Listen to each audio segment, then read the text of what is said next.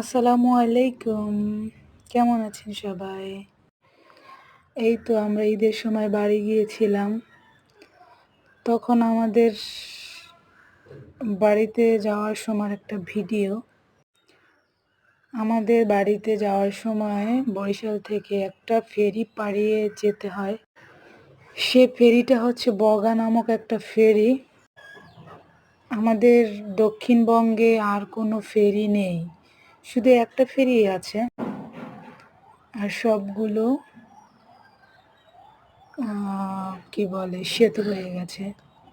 এই একটা ফেরি হলেই আমরা খুব সহজেই যাতায়াত করতে পারতাম।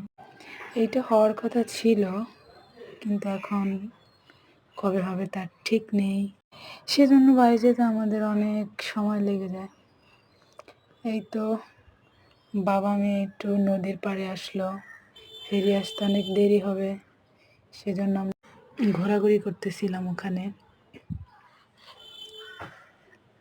আসলে নদীর পানিটা খুবই সুন্দর, ইচ্ছে করছিল গোসল করি।